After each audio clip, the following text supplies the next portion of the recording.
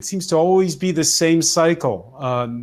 Warming of relations, then rising of tensions, then cooling of tensions, then rising of tensions. Is that like Sisyphus climbing the mountain, the fate of Korea forever? Look, it doesn't have to be. I mean, I'll be very honest with you. I used to be one of those in the John Bolton camp who was very hard line, saw that denuclearization had to come first before there can be any progress. Look, the bottom line is North Korea is a nuclear weapons state. They might have as many as 20, 25 nuclear weapons. They're close to having an ICBM that can hit the United States. We have to deal with those realities as they are, even though we don't like them. So the way out of this trap, at least from my perspective, is I think the United States has to change its approach.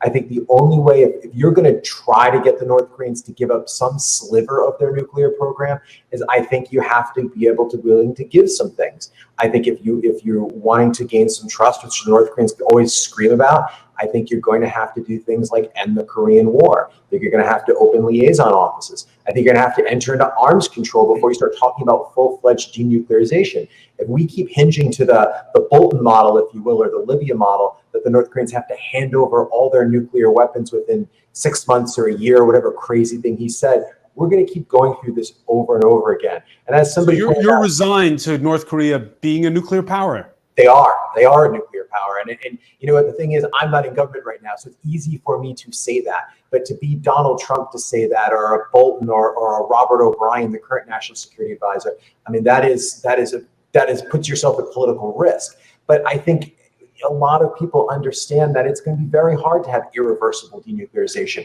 Now, I wish we could create the incentives for the North Koreans to do that. But look, the North Koreans are smart. They look at history and they understand that the United States does not invoke regime change on countries that have nuclear weapons. It's the ultimate insurance guarantee. So if I'm sitting in the White House right now, I'm going to be a pragmatist and say, my number one priority is China in Asia as opposed to North Korea. And I'm going to do everything I can to lower those risks on the Korean Peninsula and try to give Moon Jae-in a little bit more maneuvering room to try and bring Kim Jong-un in the fold. Now, maybe it all falls in its face. It's very, very possible. But I think that's the one thing we haven't actually tried yet that might actually work.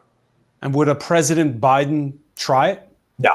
Absolutely not. I mean, Joe Biden, the advisors that he would bring in, they're all very good people, very smart. I know many of them, but they are very much of the, I don't want to say the Bolton mindset, but of this idea that the North Koreans have to make big changes in terms of giving up nuclear weapons, declaring their nuclear fissile materials production facilities before they'll do anything. Before, some of them actually won't even do anything until they actually give a lot of that stuff up. So if it's a Biden administration, I think we're back to a potential fire and fury scenario.